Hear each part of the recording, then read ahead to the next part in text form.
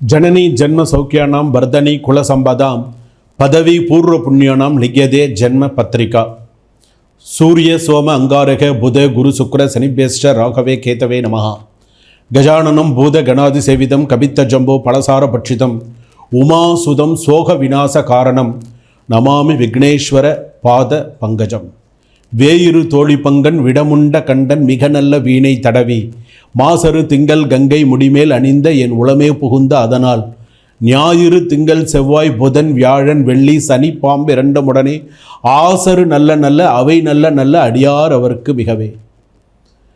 உலகெங்கும் வாழக்கூடிய next gen நேயர்கள் அனைவருக்கும் வணக்கம். குருஜியுடைய ஆசீர்வாதங்கள்.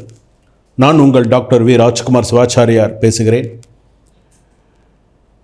இன்றைய தினம் இந்த பதிவில் நாம் பார்க்கக்கூடியது 2025 ஆண்டு ராகு கேது பயிற்சி எப்படி இருக்கும், மேஷ ராசி முதல் மீன ராசி வரையிலான ராசி பலன்கள் எப்படி இருக்கும், எந்தெந்த ஸ்தானத்தை பார்த்து ராகு கேதுவுடைய பலன்கள் இருக்கும். அப்பிரதக்ஷண பிரியாயை நமஹா அப்படின்னு சொல்லுவாங்க.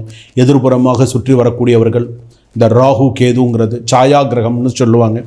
இந்த ராகு கேது பயிற்சியானது 26/4/2025 சித்திரை மாதம் 13ஆம் தேதி சனிக்கிழமை மாலை 4:20 மணிக்கு பூரட்டாதி நட்சத்திரம் 4ஆம் பாதம் மீனராசியிலிருந்து பூரட்டாதி நட்சத்திரம் 3ஆம் பாதம் கும்பராசிக்கு பிரவேசிக்கிறார். யார்? ராகு பகவான். அடுத்ததாக கேது பகவான் எடுத்துட்டோம் அப்படின்னு சொன்னால் சித்திரை 13/26/4/2025 சனிக்கிழமை மாலை 4:20 மணிக்கு உத்திர நட்சத்திரம் 2ஆம் பாதம் கன்னி ராசியிலிருந்து உத்திர நட்சத்திரம் 1ஆம் பாதம் சிம்ம ராசிக்கு கேது பகவான் பிரவேசிக்கிறார். சரி, இதுதான் இந்த ராகு கேது பயிற்சி அப்படிங்கிறது. கும்பராசியில் ராகுவும் அதே போல் கேது பார்த்திங்கன்னா சிம்ம ராசிக்கும் இந்த ராகு கேது பயிற்சியானது வரார். சரி, இந்த ராகு கேது பயிற்சியிலே பார்த்திங்க அப்படின்னு சொன்னால் இந்த ராகு பகவான் எப்படி இருப்பார்னு கேட்டிங்கன்னா, மனிதனுடைய தலையும் அதுக்கு அடுத்த பாகத்துக்கு கீழெல்லாம் ஃபுல்லாக பார்த்தீங்கன்னா பாம்பு. அதே போல் கேது கிரகம் எப்படி இருக்கும் அப்படின்னு கேட்டிங்கன்னா, தலை பார்த்திங்கன்னா பாம்பு தலையாக இருக்கும், மனித உடலாக இருக்கும். நீங்கள் போய் எப்போயாவது நீங்கள் கோவிலுக்கு போனீங்கன்னா பார்த்தீங்கன்னா சுவாமியை பார்த்தீங்கன்னா தெரியும். அதுதான் உண்மையாக கரெக்டாக. சில பழைய காலத்து கோவில்கள்லாம் பார்த்திங்க அப்படின்னு சொன்னால் நல்ல சிறப்பான ஒரு விஷயமாக இருக்கும். அதே போல் பார்த்திங்கன்னா இந்த ராகு என்ன பண்ணுவார்னா, எதிர்மறையாக செயல்படக்கூடியவர் ராகு. ஆசையை அதிகமாக்கி தேவையில்லாத கெட்ட பெருமான அவமானங்கள் நல்ல சில விஷயங்கள்லாம் ராகு எதிர்மறையாகவே செயல்படுவார். அதை தடுப்பவர் யாருன்னு கேட்டிங்கன்னா கேது பகவான் அப்படின்னு சொல்லுவாங்க. அது ஒரு பெரிய விஷயம் என்ன அப்படின்னு கேட்டிங்கன்னா, இந்த ராகு அப்படிங்கும்போது அதோடைய தசாவில் பிறந்தவர்கள்லாம் யாருன்னு கேட்டிங்கன்னா, திருவாதிரை நட்சத்திரத்தில் பிறந்தவர்கள், சுவாதி நட்சத்திரத்தில் பிறந்தவர்கள், சதய நட்சத்திரத்தில் பிறந்தவர்கள் இந்த ராகுடைய ஆதிக்கத்தில் பிறந்தவர்கள் அப்படின்னு சொல்லணும். அதே போல் இந்த கேது ஆதிக்கத்தில் பிறந்தவர்கள் பார்த்திங்கன்னா மக நட்சத்திரம், மூல நட்சத்திரம், அஸ்வினி நட்சத்திரம், கேது தசை 7 வருஷத்தில் பிறந்தவர்கள் அப்படின்னு சொல்லலாம். அதுதான் இந்த ராகுவும் கேதுவும் அப்படின்னு சொல்லுவாங்க. இது பார்த்திங்க அப்படின்னு சொன்னால் இதுக்கு ஒரு பெரிய கதையே இருக்குது. இந்த ராகு கேது தோன்றியதற்கு ஒரு கதையே இருக்குது. திருப்பாற்கடலில் கடையும் பொழுதுலேருந்து இந்த கதையை சொல்ல ஆரம்பித்தோன்னா பெரிய கதை. எப்படி இந்த ராகு கேது உருவானார்கள், எப்படி அந்த நஞ்சை சாப்பிட்டு எப்படி அது இதாச்சு அப்படிங்கிற வரைக்கும் இது ஒரு பெரிய கதையே இருக்குது. இந்த ராகு கேதுக்குன்னே இந்த சாயா கிரகம், நிழல் கிரகம் அப்படின்னு சொல்லுவாங்க. எதிர்மறையாக சுற்றி வரவங்க. கேது பகவான் பார்த்திங்க அப்படின்னு சொன்னால் அர்ச்சனையிலே சித்திரவர்ணாயன்மா, சித்திர புஷ்பாயன்மா, சித்திரகந்தானு லேபனாயன்மா, சித்திர சத்திர ஜதபாதிகாதி சேவிதாயனமாக. அவர் கேது பகவான் பார்த்திங்கன்னா ஞானத்தை தரக்கூடியவர். கேது விருச்சகத்தில் பார்த்திங்கன்னா உச்சம் பெறுகிறார். அந்த அளவுக்கு பார்த்திங்க அப்படின்னு சொன்னால் கேது பகவானுடைய விஷயம். அதனால் இந்த ராகு கேது பயிற்சி அப்படிங்கிறது மிக மிக அந்தந்த ஸ்தானத்துக்கு வரும்போது என்னென்ன பலன் கொடுக்குறார் அப்படிங்கிறது மிக முக்கியமானது. மேஷம் முதல் மீன ராசி வரை பலன்களை எல்லாமே நம்ம பார்ப்போம். உங்களுடைய சுய ஜாதகத்தை கொடுத்து சிறிய கட்டணத்தோடு கீழே இருக்கக்கூடிய டிஸ்கிரிப்ஷனில் நம்பர் தெரியும். அந்த நம்பரில் தொடர்பு கொண்டு உங்கள் ஜாதகத்தை அனுப்பி சிறிய கட்டணத்தோடு உங்கள் ஜாதகத்தை நீங்கள் பார்த்து கொள்ளலாம் என்று கேட்டுக்கொள்ளப்படுகிறார்கள். இப்போது மேஷம் முதல் மீனம் வரையில் பார்க்க போகிறோம். மேஷ ராசி பலன்கள். ராகு கேது பயிற்சி மேஷ ராசிக்கு எப்படி இருக்கிறது? பொதுவாக மேஷ ராசிக்கு அப்படின்னு சொல்லும்பொழுது இந்த ராகு கேது பயிற்சி எத்தனாம் இடத்துக்கு வரார் அப்படிங்கிறது மிக முக்கியமானது. கேது பகவான் மேஷ ராசிக்கு மேஷம், ரிஷபம், மிதுனம், கடகம், சிம்மம் 5ஆம் இடத்துக்கு வரார். ராகு பகவான் 12ஆம் இடத்துலேருந்து 11ஆம் இடத்துக்கு போகிறார். இந்த ராகு கேது பயிற்சி. ஸோ இந்த பயிற்சி ஆனதுக்கு அப்புறமா, இந்த ராகு கேது பயிற்சிக்கு அப்புறமா மேஷ ராசிக்காரர்களுக்கு சுப விரயம் ஏற்படும். சுப செலவு, சுப விரயங்கள்லாம் நிறையா வரும். சுப செலவுகள், கல்யாண செலவுகள்லாம் நிறையா வரும். கல்யாணம் சம்பந்தப்பட்டது, புத்திர சந்தான பாக்கியம் இதுவரை இல்லாத சில பேர், நான் புத்திர பாக்கியத்துக்கு எதிர்பார்த்துருந்தேன், இந்த வருஷத்தில் எனக்கு ஏதாவது ஒரு நல்ல விஷயம் நடக்குமா அப்படின்னு சொன்னால் அவங்களுக்கு இந்த புத்திர பாக்கியம்லாம் கிடைக்கக்கூடிய ஒரு சூழ்நிலைகள்லாம் உண்டு. இந்த ராகு பகவான் அப்படின்னு சொல்லும்போது 11ஆம் இடத்துல இருக்கிறதுனால, லாபஸ்தானத்தில் இருக்கிறதுனால பண வரவு, பண செலவுகள், பண சம்பந்தப்பட்டது, கொடுக்கல் வாங்கல் விஷயங்களில் எல்லாத்துலேயுமே கொஞ்சம் கவனமாக இருங்க. மேஷராசி பொறுத்தளவுக்கு யாருக்காவது ஜாமீன் கையெழுத்து போடுறது, பண விஷயத்தில் ரொம்ப கவனமாக இருங்க. பணத்தை சில பேருக்கு இந்த ராகு இருக்கக்கூடிய ஸ்தானத்தை வைத்து சில பேருக்கு நஷ்டங்கள் ஏற்படும். சில பேருக்கு தொழில் வழி நஷ்டங்கள் கூட ஏற்படலாம். சம்மந்தம் இல்லாமல் சில விஷயத்தில் பணத்தை போட்டு சில பேருக்கு அந்த மாதிரிலாம் வரும். ஸோ கொஞ்சம் கவனமாக தான் நீங்கள் பார்த்து இருக்கணும். அடுத்ததாக பார்த்தீங்க அப்படின்னு சொன்னால், பூர்வீக சொத்து சம்பந்தமான சில நல்ல செய்திகள், நல்ல விஷயங்கள்லாம் வரும். சில பேருக்கு இந்த ஷேர் மார்க்கெட்லலாம் இன்வெஸ்ட் பண்ணியிருக்கிறவங்களுக்குலாம் ஓரளவுக்கு சில நிறைய நல்ல விஷயங்கள்லாம் சில பேருக்கு கூடி வரத்துக்கு உண்டான வாய்ப்புகள் உண்டு. வெளிநாடு போகணும் அப்படின்னு விருப்பப்படுறவர்களுக்கு வெளிநாடு யோகத்தை தரக்கூடியதாக அமையும். வெளிநாடு போகலாம்.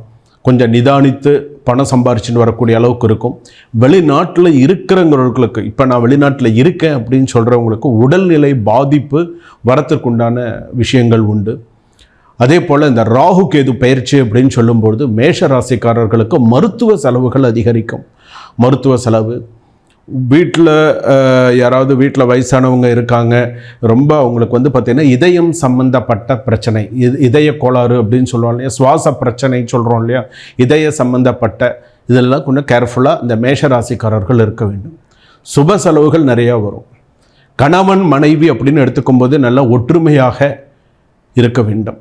ஒற்றுமையாக இருக்க வேண்டும். வீண் வாக்குவாதத்தை தவிர்க்க வேண்டும். மேஷராசியில் பிறந்தவர்கள் எதிர்பார்த்த நல்ல வேலை கிடைக்கக்கூடிய ஒரு வாய்ப்பு உண்டு. நான் வேலை எதிர்பார்த்துட்டு இருக்கேன் மேஷராசி அப்படின்னு சொன்னால் உங்களுக்கு வேலை கிடைக்கக்கூடிய வாய்ப்பு உண்டு.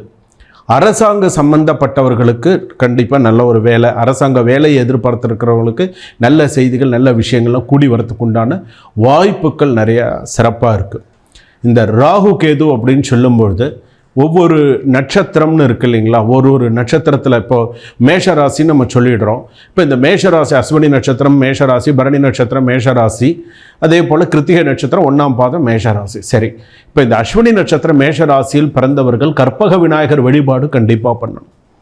பிள்ளையார்பட்டி கற்பக விநாயகர் வழிபாடு உங்களுக்கு சிறப்பு. ஒரு முறையாவது அடுத்த இப்போ இந்த ராகுகேது பயிற்சி வருதுன்னு சொன்னால் பயிற்சி ஆனதுக்கு அப்புறம் ஒரு முறையாவது நீங்கள் பிள்ளையார்பட்டி ஒரு தடவையாவது போயிட்டு வாங்க, கற்பக விநாயகரை தரிசனம் பண்ணிட்டு வாங்க.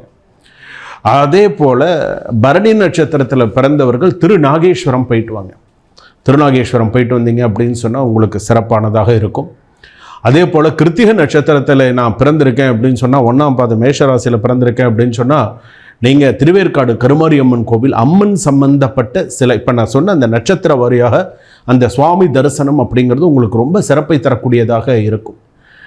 சரி, இப்போ இந்த ராகு கேது பயிற்சி மேஷராசி, சுவாமி இப்போ என்னால் அவ்வளோ தூரம் என்னால் வெளியில் போக முடியாது, எனக்கு இப்போதைக்கு எனக்கு அந்த அளவுக்கு வசதி இல்லை, போக முடியாது. இப்போ வசதியானவர்கள் போவாங்க, இப்போ என்னால் போக முடியல அப்படிங்கக்கூடிய ஒரு சூழ்நிலை இருக்கும்பொழுது சப்த கன்னிமார்கள் பார்த்துருக்கீங்களா, சப்த மாதர்கள், சப்த கன்னிமார்கள் பார்த்துருக்கீங்க இல்லையா, அரச மரத்தோடு சேர்ந்து இருக்கக்கூடிய இடம் பார்த்துருக்கீங்க இல்லையா, அந்த இடத்துக்கு போய் 9 தீபம், நெய் தீபம் ஏற்றி நீங்கள் வழிபாடு பண்ணுங்கள். அரச மரத்தை பிரதட்சணம் சப்த மாதர்கள் என்று சொல்லக்கூடிய அவங்களையும் சேர்த்து வழிபாடு செய்து, இது என்னைக்கு பண்ணணும் அப்படின்னு சொன்னால் வெள்ளிக்கிழமையில் செய்யுங்க அல்லது ஞாயிற்றுக்கிழமையில் செய்யுங்க.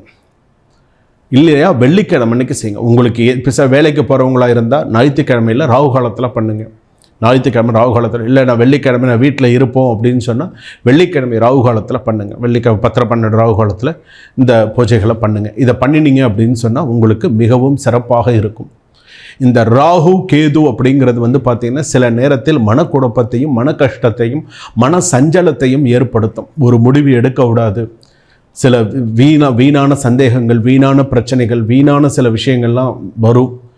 எதுலேயுமே முன்னெச்சரிக்கையாக இருக்க வேண்டும். சில பேருக்கு தலைமை பொறுப்பு கிடைக்கக்கூடிய வாய்ப்பு உண்டு. சில மந்திரிகளுக்கு பதவி போகிறதுக்கு உண்டான வாய்ப்பு உண்டு. மேஷராசியில் இருக்கக்கூடிய சில மந்திரிகள் இருக்காங்க, பெரிய பதவியில் இருக்காங்க அப்படின்னு சொன்னால் அவர்களுக்கு பதவி பறிபோகக்கூடிய ஒரு சூழ்நிலையும் கண்டிப்பாக உண்டு. அது எப்பேற்பட்ட பதவியில் இருந்து பதவி போகக்கூடிய ஒரு வாய்ப்பும் உண்டு. சில பேருக்கு தலைமை பொறுப்பு வரும். சில பேருக்கு அந்த தலைமை பொறுப்புங்கிறது இவ்வளோ நாள் தலைமை பொறுப்பில் இருந்திருப்பாங்க, அதுலேருந்து அவங்க விலகக்கூடிய ஒரு சூழ்நிலை கண்டிப்பாக உண்டு. இது அந்த மேஷராசிக்கு கண்டிப்பாக பொருந்தும்.